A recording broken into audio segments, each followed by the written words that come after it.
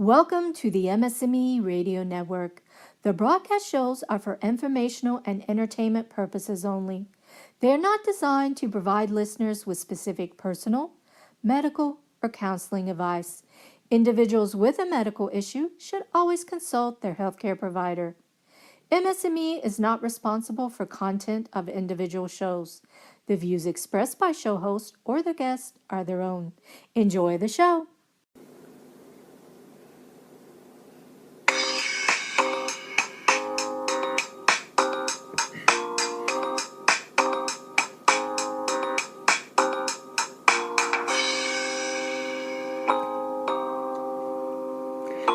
Hi there.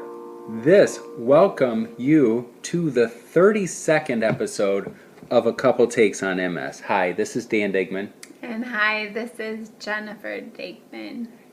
And we're here with you today to talk to you about water, about the importance of people, about our drinking water, do you get enough water, Jennifer? No, probably not. And I think, do you get enough water? I don't, because one thing that we've learned is that coffee does not water make. No. Which, even though you make coffee with water, once you filter it through, apparently it doesn't technically count, I guess. Maybe it counts as fluid, but I mean, as far as the actual intake of water into your body, and no, I don't get enough water. I don't, it's like sometimes, do you drink water because you're thirsty or because you're supposed to? I tend to drink water because I'm thirsty, which I've read or I've heard that if you wait until you're thirsty, it's a little far gone and you should have drank water before. So I try to drink water. I leave a cup, there's a cup here sitting right next to me with a straw to make it easier to drink, but it's just been sitting and it looks lonely and I should drink more. But a little backstory is because of my multiple sclerosis, and many of you out there listening probably have MS or are caregivers for people with MS. That multiple sclerosis, whether it's affected your walking or your hands with your unbuttoning of pants or just your bladder in general, multiple sclerosis and water don't often mix. So in a long blah blah blah by me, I guess I should ask you, Dan, do you get enough water? No, I don't.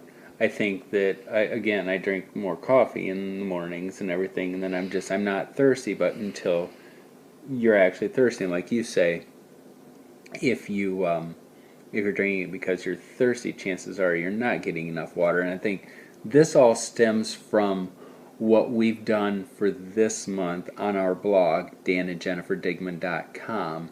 It's a self-care challenge. We work with health storylines. We're self-care catalysts for them, and our challenge this month is to drink more water because of the importance of water just for people in general, but we're looking at it from the perspective of people living with multiple sclerosis, and I think that's where we feel you listening and the challenges, because one of the main concerns and issues for people with multiple sclerosis are bladder issues, and that's where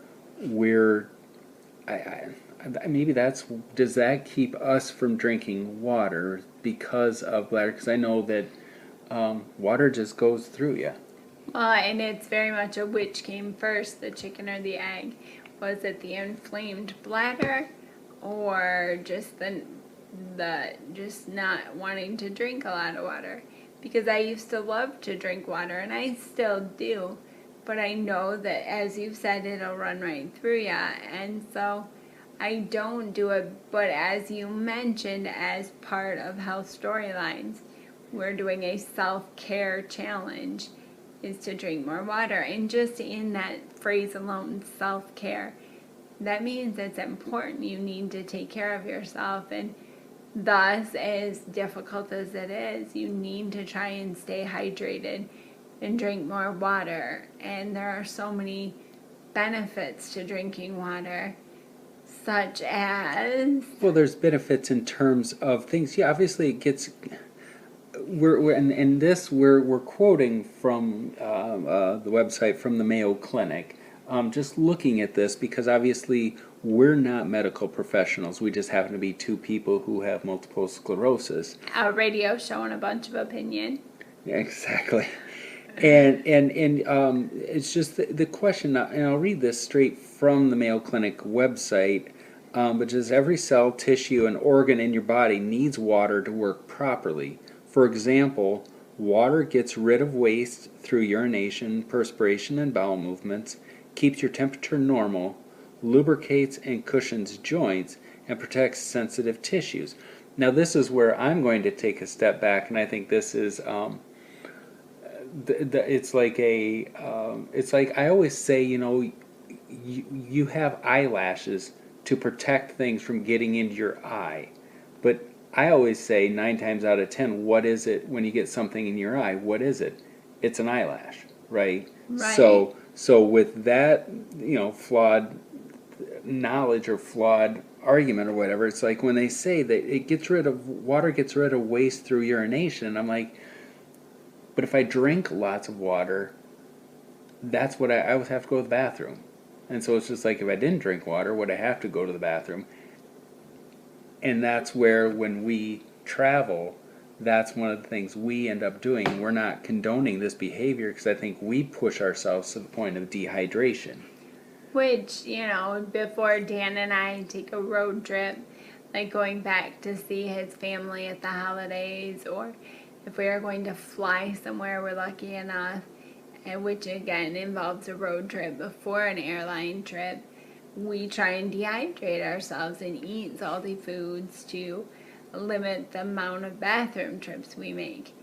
But that's a double-edged sword, because when you limit your fluid, your water intake, you dehydrate yourself, which, if we're talking about pee, let's just be honest, when you don't have enough water, your urine smells foul or can smell foul, and it's really concentrated, and that can cause a host of other problems like urinary tract infections. And I'm sure many of you out there who are listening are nodding your head because you know what begets a UTI, and drinking plenty of water, flushing out that waste, and keeping your system moving. That's really a benefit of drinking water. So it is, you have to find the right formula. And some days, drinking a lot of water may work well for you. Like today, Dan and I are we're talking to you, we're doing our radio show, but we're also close at home and we're not really planning to go any place. So we're trying to drink more water as part of our self-care challenge. But when we know we're going away, we don't drink as much. And that's kind of the juggling that goes hand in hand with multiple sclerosis. And I think that it helps me. Obviously, I need food in my stomach to help absorb the water. Right. I mean, and I'm obviously not a dietitian or bio person to know like how the digestion works, but it's this thing. I know that if I don't have any food in me, it just seems to go through me quicker. And did you not have something as we were talking about drinking more water? Does your body need to build up a tolerance for the water? Is it kind of like exercise, where like if you exercise, the first 2 weeks are going to be the worst because it's going to hurt your body. Your body's going to be sore and aches and pains. But after those 2 weeks, your body's used to it. You're conditioned and things. Does drinking more water condition your body that it tolerates it? I have heard that yes, your body will catch up. It will realize what to do with the fluid, that eventually your body will catch up. But of course, anyone that's ever told me that has been a person not living with MS. So I don't know. I would like to believe that yes, our bodies will catch up and will level out. But it's frustrating in the beginning when you're starting to drink more water and you're having to run to the bathroom or use your wheelchair to get to the bathroom and more frequently. And I think that frustration can be why people give up quickly or are more prone to, but maybe slowly introduce more water. What do you think about that? Like slowly, like don't just say, okay, I'm going to drink 64 ounces of water today, which is, the 8 cups of water that most people recommend. But, if you drink like me or Dan, where you're prone to drinking coffee, and that is not the same thing as water, as Dan pointed out. But, if you're introducing 40 more ounces of water a day, maybe do it slowly so that your body will catch up. But don't quit, just keep trying to take care of this important thing. Well, that's an interesting point. Again, we're not doctors. We're just having this discussion, just put food for thought, or water for thought, really. Absolutely. Because it's interesting to note that when we wrote this, posted this self-care challenge of drinking more water, putting it online on social media and everything, just the number of people who comment back who say that they don't get enough water. And when we say 64 ounces, I'm wondering, you're talking about introducing it, things, and then as we talked about exercise, obviously, if I wanted to introduce exercise into my body, I'm not going to go out and run 3 miles. I'm going to go not if you're smart, you're not. Well, and I try to be smart. Yes. And so you don't. So you kind of ease your way into it. So with that same sense, you should do you ease yourself into the water? I mean, when you're talking 64 ounces, and I did with the Mayo Clinic, dropping that name again, but it was just when they had talked about as far as how much water, and this again is just targets or just ideal or just things, but Right. they say the National Academies of Sciences, Engineering, and Medicine determined that an adequate daily fluid intake is about 15 and a half cups or 3.7 liters of fluid for men, and about 11 and a half cups or 2.7 liters of fluids a day for women. Yeah, that's not going to happen. 15 and a half cups, that's pretty ambitious. it is, and I think, but if that's what we're to strive for, yeah, again, then I'm nowhere close. And I mean, how much water do we drink just with the meals, but then do we drink water in between? Right. And this is a good way probably to keep, soft drinks out of our lives and stuff, because we're drinking the water. I know that when we started dating, I used to always drink milk with my meals. Influenced by you drank water, and that just you're champion that way. And so here we are, some 15 years later, I'm still not drinking enough water between meals, but I know that Dr. Aaron Boster from Ohio Health MS, he has like a whole video series talking about the benefits of water. It's a video within a series about water and about how it, one thing is it helps you from getting headaches. Yes, and that's true. I remember Dan and I recently, we took a trip, and I think I might have talked about this on a previous show. I was like so confused because as part for the course, Dan and I dehydrated ourselves before we flew, and we got to the airport and I just couldn't, I was foggy and I couldn't figure out how to get the luggage, and I was a little confused. And he looked at me, he said, "When's the last time you had any water?" And fortunately, my champion husband had a bottle of water, and gulp, gulp, gulp, gulp, gulp. 5 minutes later, I was like, I feel much better. Just that's the power of water. And like Dr. Boster was saying, drinking water can help reduce headaches. And his series, he just really touts the benefits of water. And that's a really, good thing to know. and just speaking from purely experience, when it's really warm and I can't cool down, I mean, duh, I'm sure we all know, just drink some cool water. Some fluids will help you regulate your temperature, and water is cheap and easy, and that really helps. Well, I think it is just that, and is that just where, okay, before multiple sclerosis, did you get enough water? I did. Not to sound like a little like, yay, Jennifer, go me, go me. Go you, what? I just really always preferred water because when I'm thirsty, I don't know about you, but when I'm thirsty, soda pop or juice or even milk won't quench my thirst anywhere near what water will do. So I always tended to lean towards water. How about you? Did you, or do you, well, you said you don't get enough, but did No, you? I don't even think I did then. I think it was really, I was targeting more. I was thinking, well, I was drinking enough fluids. I was drinking the soda pop, the coffee, the juice, and Right. thinking, okay, well, that's fluid. Or using the other types of fluid to supposedly quench my thirst. I remember when I was a little kid, and I got so mad at my mom and dad. It was like we were at like a family picnic, and I was so incredibly thirsty, and we had a cooler full of pop. And I remember it was a Shasta cream soda. Oh, And wow, just boy. a Shasta cream soda, And and just what a clear memory. oh, and I started crying.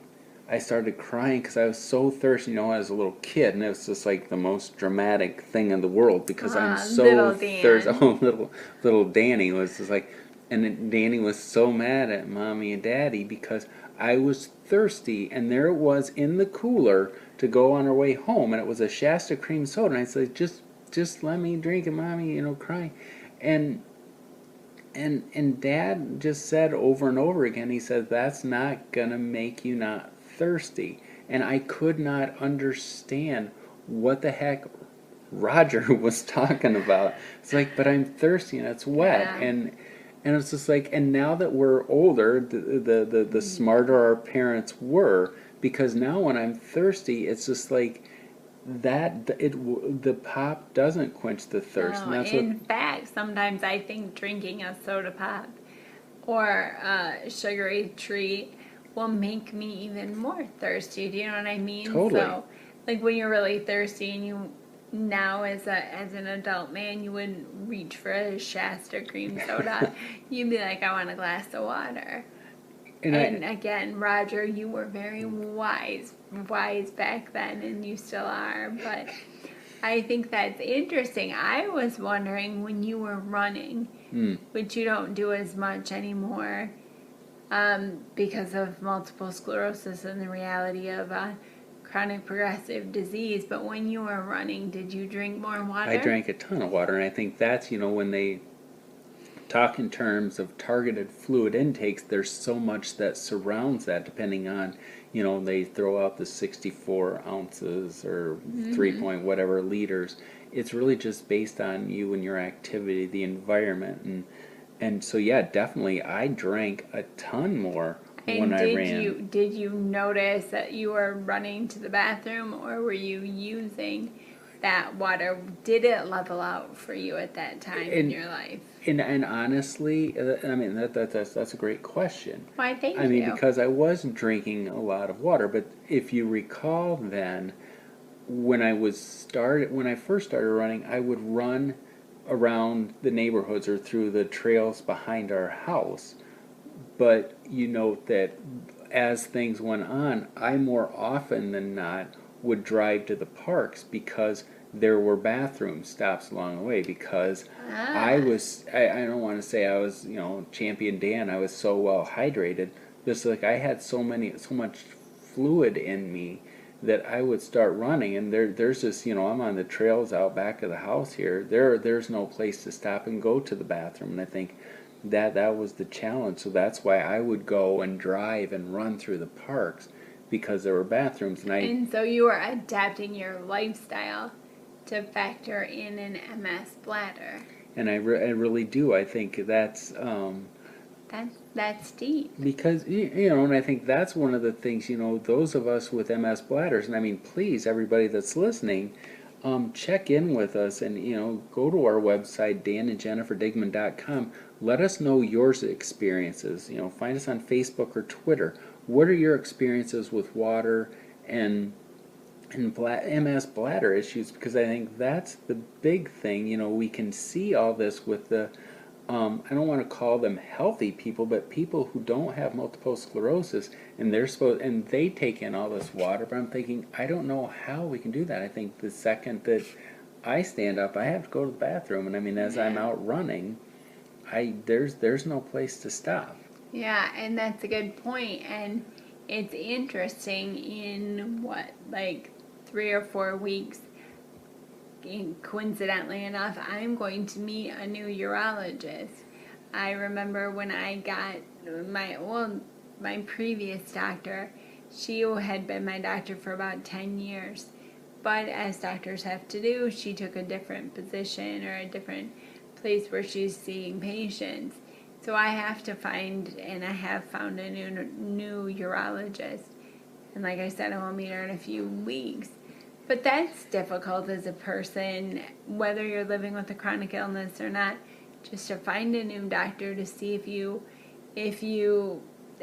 jibe with that doctor, if all your needs are met and your questions are answered. And so I will go into that meeting in a couple of weeks and ask the doctor. I hope she's ready for it. Just a few of her thoughts on multiple sclerosis and how the disease affects our bladder and how I should proceed. You know, and so I look forward to that, and I'm sure I will probably talk about it more in the next few weeks. But I think that that's interesting this time, you know, that we're talking about our self-care challenge to drink more water, and bam, I'm going to see a new urologist in a few weeks.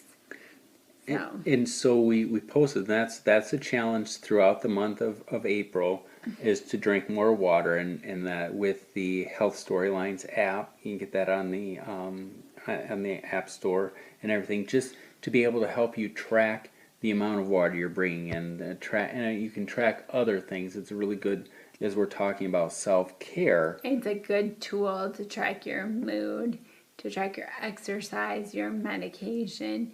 And it's just, you know, it's a free app that you can get from the App Store. Or if you go to our blog, go to danandjenniferdigman.com to the essay about water. It'll be easily found in the blog section, but there will be links to download the app. And I think that's, you know, because how do we know? Because I can just, you know, I've got like a cup here. We measured it the other day, just, you know, total fluid ounces of 24 fluid ounces in this cup thing. And I have to drink 3 of these in a day. And what we're sitting here, it's 2 o'clock in the afternoon when we're recording this program. And I'm barely into my second. Isn't that crazy? It's just like I say, I'm barely into my second cup of, you know, 24 ounces of water, but I'm on my, you know, 3rd cup of coffee. And to be honest, not to make you sound like an alcoholic, but if it was beer, beer, those babies would be gone. They would be done. And so. Well, and you bring that up. That was something else I was going to say when we were talking about the cream soda and things quenching your thirst Right. and water. And that was the one thing that did not do me well when I was running, was those times when I would go for my run at night.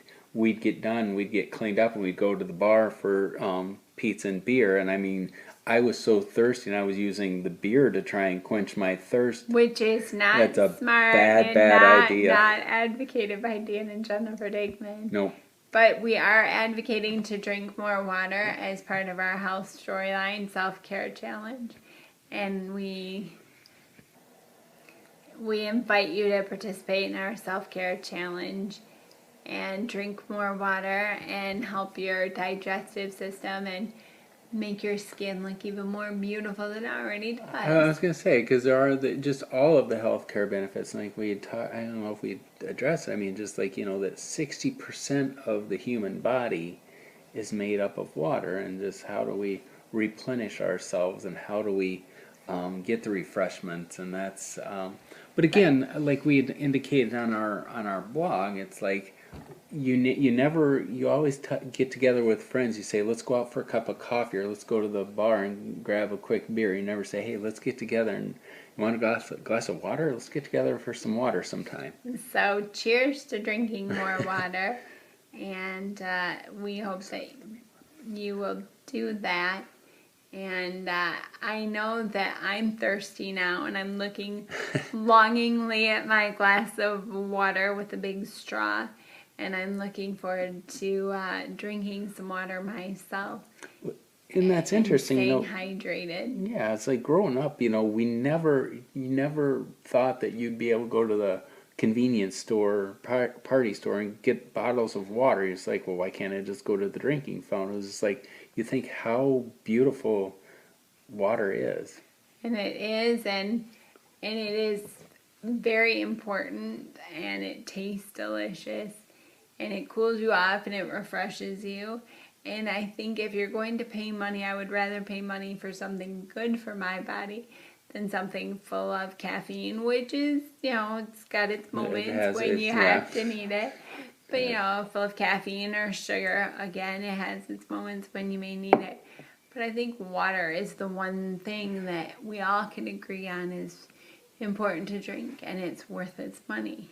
Well, and I'll drink to that. And so, but again, thank you all for taking the time to listen to this, and we really encourage you to drink more water for your health and understand that there are issues with MS and MS bladders, but for your overall health, water is the perfect thing. So check out our blog at danandjenniferdigman.com and find us on Twitter at danjendig and find us on Facebook as well. But let us know what do you do to get your water intake, and are you getting enough?